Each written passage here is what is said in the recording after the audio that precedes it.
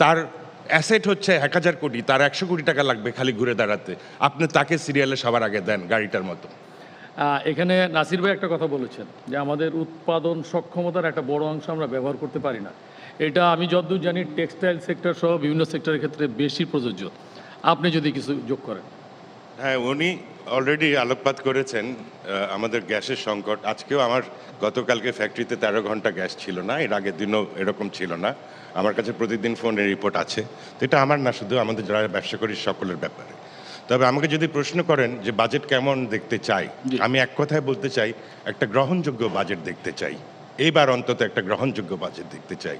যেমন কিছু ছোট্ট ছোট্ট ঘটনা আপনাকে বলি। বাজেটের সাথে আমি দুটো জিনিস ডিমান্ড করি।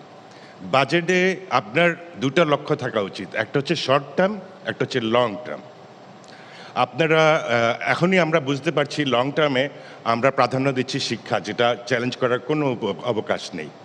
তারপর আমরা দিচ্ছি মেডিকেল অ্যান্ড হেলথ, যেটাও যথাযথ। তারপর দিচ্ছি কৃষি। হ্যাঁ, এর পাশাপাশি আপনার তো আরও অনেক কিছু করণীয় আছে। আপনাকে শিল্প নিয়েও চিন্তা করতে হবে, শুধু বাজেট না, বাজেটের সাথে আপনাকে পলিসি রিফর্মও চিন্তা করতে হবে। আমি একটা ছোট্ট পলিসির কথা আপনাকে বলি। আমরা গার্মেন্টসের কিন্তু পরিপূরক, আমরা যারা টেক্সটাইল করি, আমরা সুতা বানাই, ওনারা যাতে হাত বাড়ালেই সুতাটা পেয়ে যায়।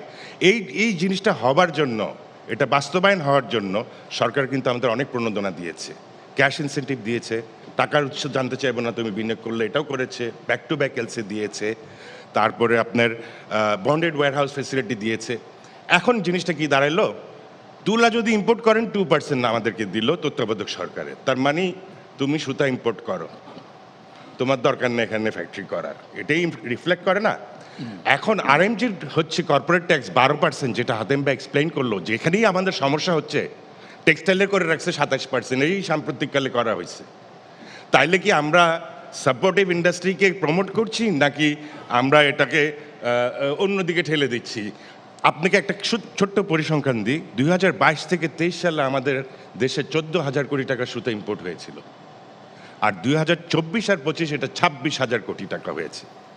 আমার মেশিনে জং পড়ছে, আর আমি বিদেশ থেকে সুতা ইম্পোর্ট করে নিয়ে আসছি কম দামে। কম দাম বলতে কম দাম না, ওই দামের মধ্যে কিন্তু প্রণোদনা প্যাকেজ আছে। কিন্তু আমার সরকার যে সিদ্ধান্তগুলো নেয়, হাতেম ভাই একটা কথা বলেছেন যে সরকারের একটা ভালো উদ্যোগ নিয়েছে যে ইন্ডাস্ট্রিকে রিভ্যাম্প করবে, নতুন করে চালাবে, কিন্তু সরকারের কাছে কোনো পলিসি নেই এটা কীভাবে করবে।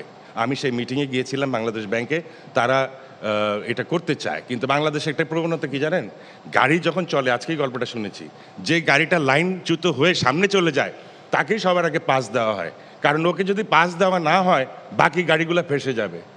তো এই জিনিসগুলোকে যদি আমরা প্রমোট করি, প্রকৃত পক্ষে আপনার ইন্ডাস্ট্রিকে সাপোর্ট করতে পারবেন। একটা ছোট উদাহরণ দিই, আপনি স্টার্ট করতে পারেন, যেই লোকটা 20 বছর আগে ক্যাপিটাল মেশিনের জন্য টাকা নিয়ে সমস্ত টাকা ব্যাংকে ফেরত দিয়ে দিয়েছে, আজকে তার নতুন মেশিন লাগবে, তার অ্যাসেট হচ্ছে 1000 কোটি, তার 100 কোটি টাকা লাগবে খালি ঘুরে দাঁড়াতে, আপনি তাকে সিরিয়ালে সবার আগে দেন গাড়িটার মতো।